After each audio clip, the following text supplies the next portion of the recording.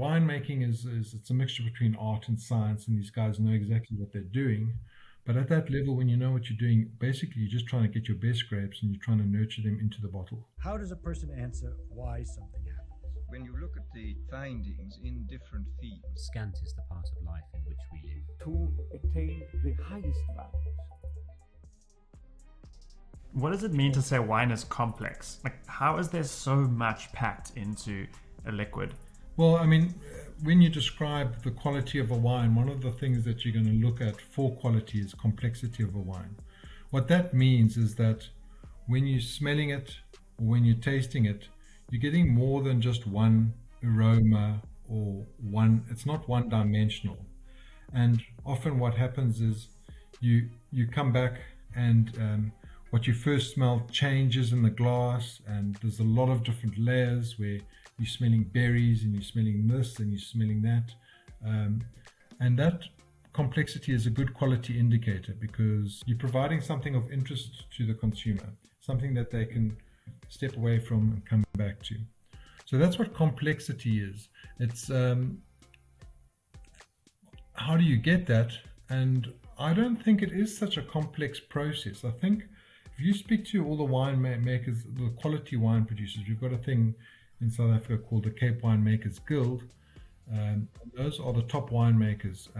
They have to be invited, and they have to show 10 years at least of quality winemaking to be invited. But if you speak to most of them, and I have spoken to a lot, I've got the story, similar to this, I've got a story sellers thing that I do with the winemakers. And the wine, that complexity is to do with winemaking, but foremost, it's to do with the quality of the grapes when they're picked. So to get these quality grapes, you can imagine, as I said, they need to be matched to their terroir. You need to have the right amount of sunlight, they have the right growth, and you need the sugar ripeness and the phenolic ripeness all happening at the same time. That's another discussion. And then they pick it, and their job then is merely to nurture it into the bottle to show what has happened in the vines.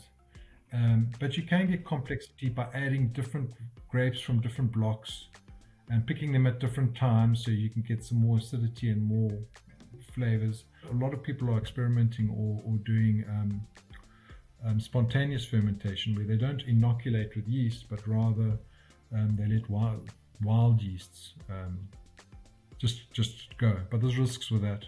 Anyway, winemaking, obviously, is it's a mixture between art and science, and these guys know exactly what they're doing.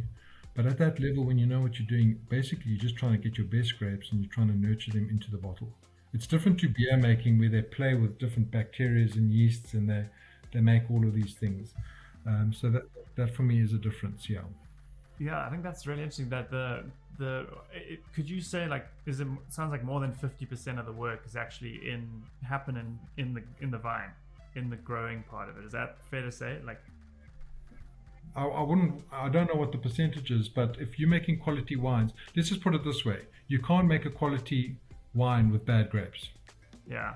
Okay. But you can make a bad wine with good grapes. So you can mess it up. Yeah. But you cannot make a quality wine unless you've got quality grapes. Yeah. So I don't know what the percentage is. I think that a lot of the people talk about minimal intervention in the winemaking so that grape can show, and that's coming true more and more. And I think that's not something that's unique to South Africa. I think all the quality winemakers around the world have that approach. Yeah.